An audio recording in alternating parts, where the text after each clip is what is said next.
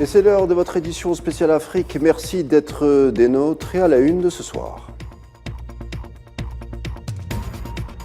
Mali, activité des ONG financée par la France désormais interdite. En même temps, le pays africain se voit accorder un prêt de la Banque islamique de développement. Les détails dès l'entame de votre édition.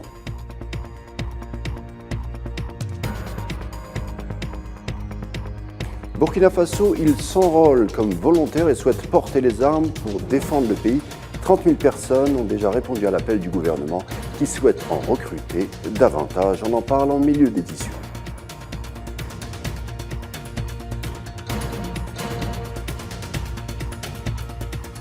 Sans surprise et en avant pour un 6e mandat, on parle de la Guinée équatoriale avec un président sortant et rentrant d'ailleurs depuis 43 ans au pouvoir.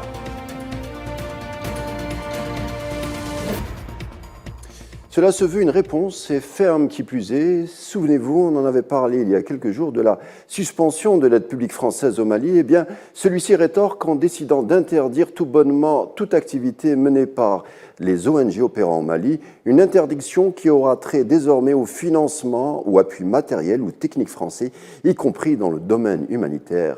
Ibrahim Traoré, journaliste malien, nous en dit davantage.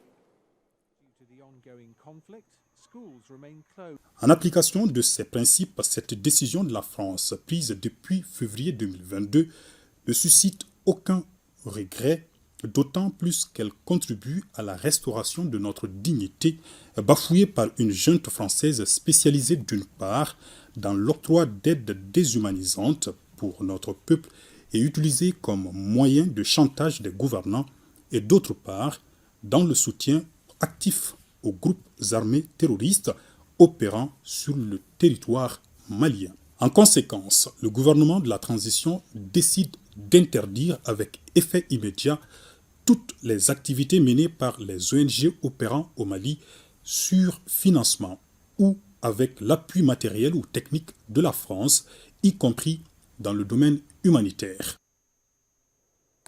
L'aide publique française à destination du Mali n'est plus, mais le pays trouve d'autres ressources. En effet, la Banque islamique de développement accorde au pays un prêt d'environ 10 milliards de francs CFA, environ 1,5 million de dollars. Ces fonds sont destinés directement à 120 000 petits producteurs de volailles et de poissons, mesure pour contribuer à l'amélioration de la sécurité alimentaire. Et puis au Tchad, et en bref, une dizaine de militaires trouvent la mort dans une attaque attribuée au groupe armé Boko Haram dans la province du lac Tchad, à l'ouest du pays. Il s'agit tout simplement de l'attaque la plus grave depuis l'arrivée au pouvoir de Mahamat Idriss Déby Itno.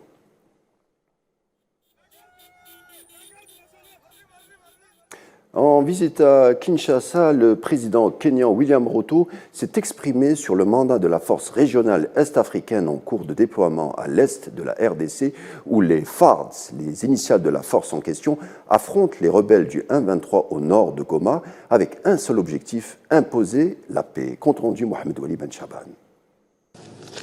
Fragilisé par les combats, mettre fin au conflit et consolider la paix dans l'est de la République démocratique du Congo est un objectif primordial pour la force régionale est-africaine. Pour imposer la paix et la sérénité dans la ville de Goma, Nairobi exprime son désir de vouloir aider Kinshasa à atteindre cet objectif.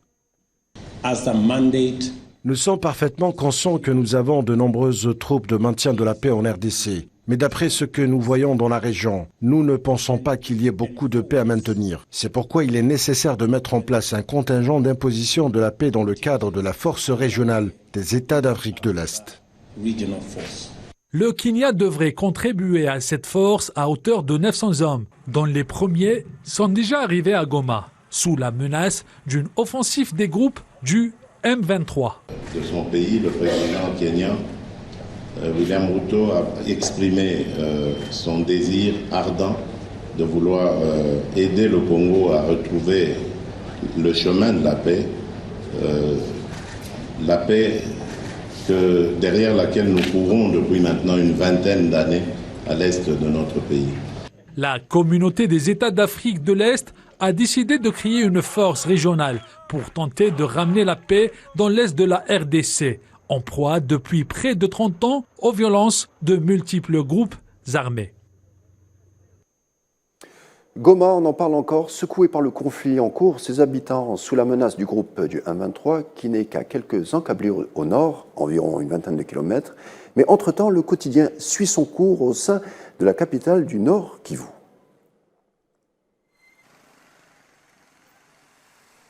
La guerre, c'est politique, mais il y a la vie, peu importe.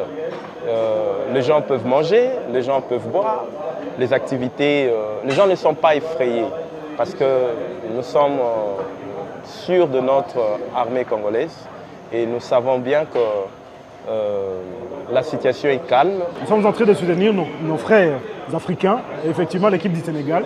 Et donc à Goma, la situation est sous contrôle.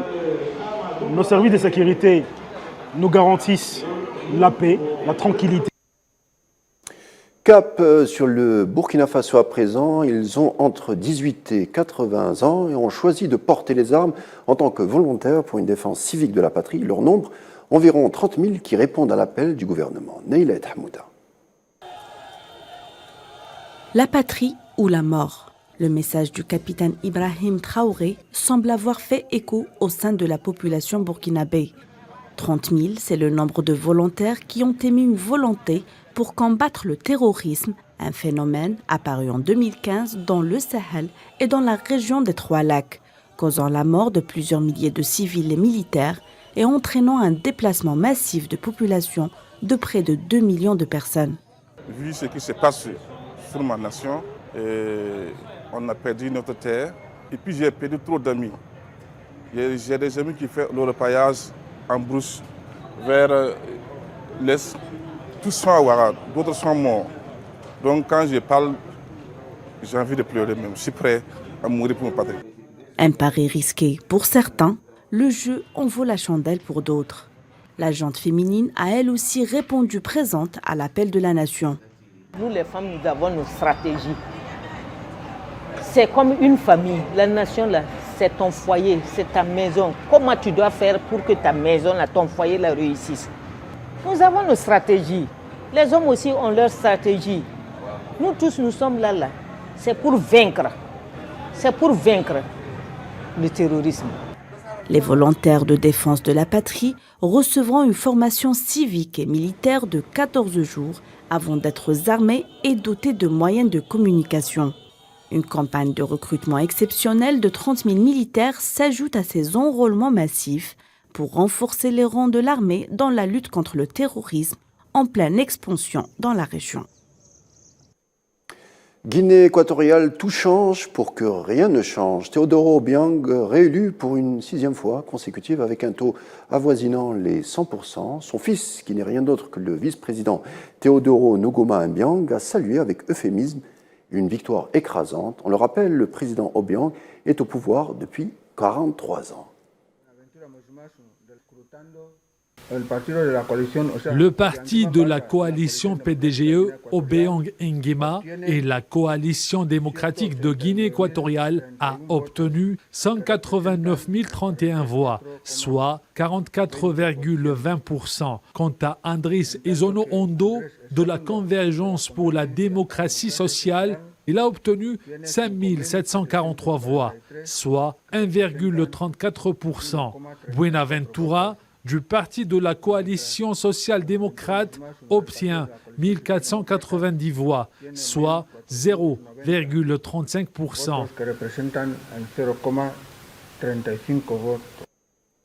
Le FMI approuve un prêt alimentaire en faveur du Malawi, un montant d'environ 90 millions de dollars pour faire face au choc alimentaire avec la flambée des prix de première nécessité. Le Malawi fait partie des 48 pays que le FMI a identifiés comme les plus touchés par la plus grave crise alimentaire depuis que le monde traverse, la plus grave crise alimentaire que le monde traverse. L'inflation annuelle des prix alimentaires a plus que doublé pour atteindre les 40%. Voilà qui termine notre édition spéciale Afrique. Bonne suite des programmes sur PAL 24 en vous souhaitant une agréable soirée.